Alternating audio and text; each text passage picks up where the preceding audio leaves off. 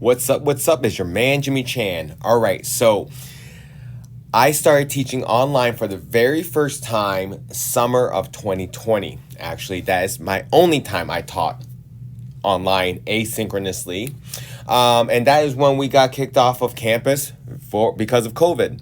So some of my concerns when I was teaching that for the very first time was, number one, communication, because I probably need to grow as a person, as a professor, on better communication with my students, because every time I made a video, they wanted something written. Every time I wrote something to them, they wanted it in video or via voice. So I need a better way of communicating, or a shorter, compact way of communicating.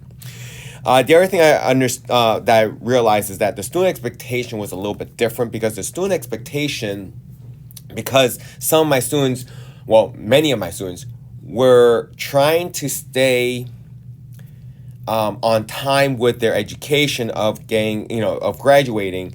But so their expectation, never taking an online course, was expecting this asynchronous online course to be a synchronous online class, right? And then the last thing was about the exams. So we use Proctorio, and now we are using ProctorU.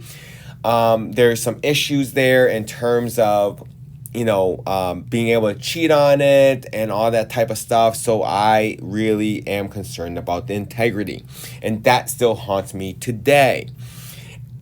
However, we'll circle back around about that. So in fall of 2020 was the first time that these modalities came out, and I felt like LiveFlex was the best option for me.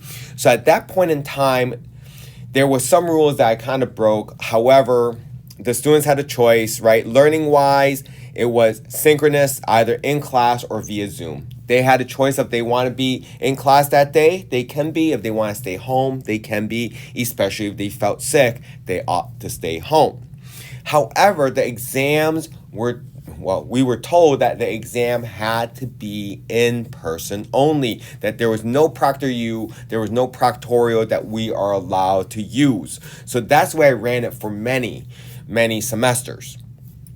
Now, the way I run it is that it's still called LiveFlex. The learning is now asynchronous or synchronous, in person or via Zoom, right? So they're allowed to just learn at home if they want to on their own time. However, the asynchronous student exams are still synchronous.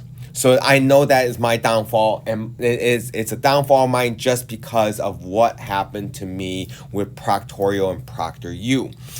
However, right now, instead of all in-person testing, there is a via Zoom, so that during the time of the exam, I will be proctoring those students with a certain setup to be taking the exam with the class, as I proctor the class and the students in Zoom.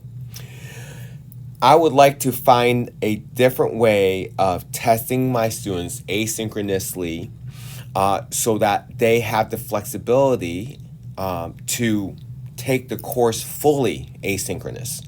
So obviously I know that this is not fully asynchronous, because yes, they're on their own here. However, they still have to be in person here at a given time.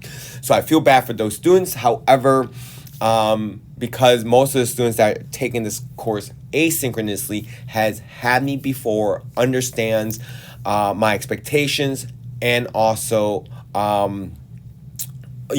how I laid the course out.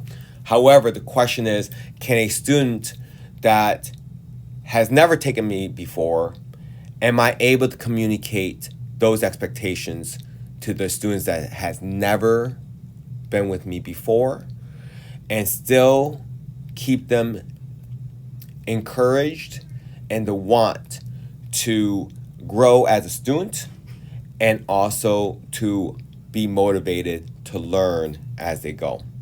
Thank you very much for your time. I tried posting something that was live in person on Canvas, but it's still trying to upload. So I figured I should try something different, and here it is. So talk to you guys later. See ya. Bye.